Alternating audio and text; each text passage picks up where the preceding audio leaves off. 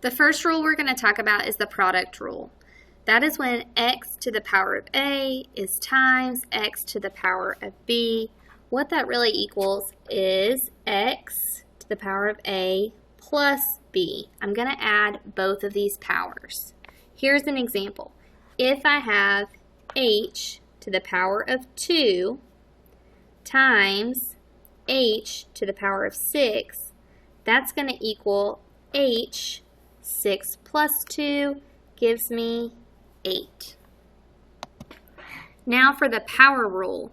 If x to the power of a is times another power b, what you're going to do is you're going to say x a times b. Here's an example.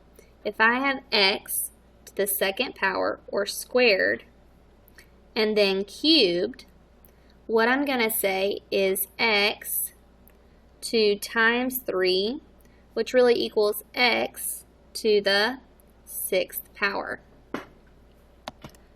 Next we have the quotient rule, x to the power of a over x to the power of b.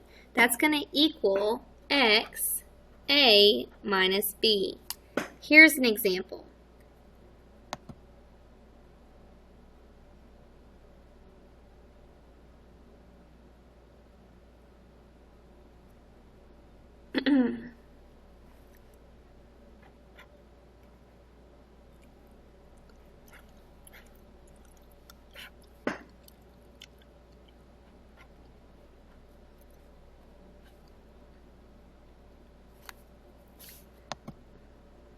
This one's a little tricky.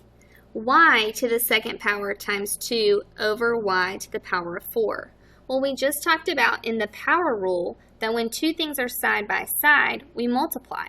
So y squared to the power of 2 really equals y to the 4th power. Y to the 4th power over y to the 4th power equals 1. Pretty neat. This next rule is the negative exponent rule. So if x is to a negative exponent, what we're going to do, instead of having a negative exponent, we're just going to put the base at the bottom of a fraction. So it's going to be 1 over whatever that x is. For example,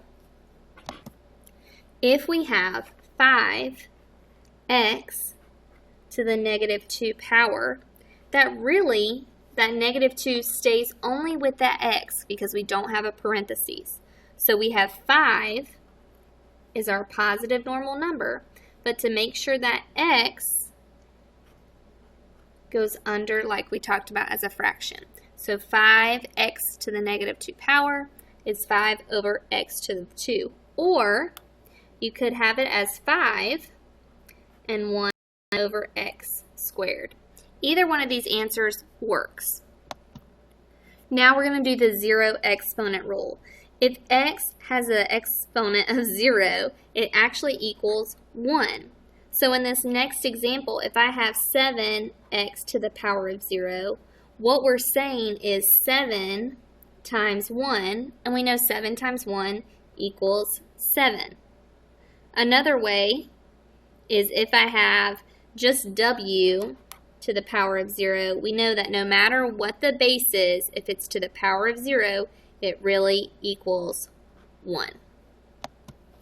Our last rule that we're going to cover for exponents is if we're adding or subtracting monomials. So we're going to combine like terms. For example, if we had 8w minus 2w, that would give us 6w.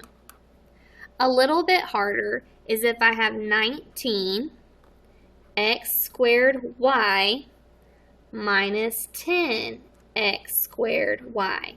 If I look, the exponents or the variables are the exact same. So now I'm just going to subtract the number in front. 19 minus 10 is 9. I must include the letters behind it. I now only have 9x squared y left. Use these rules from your notes to answer the following questions. You can do it.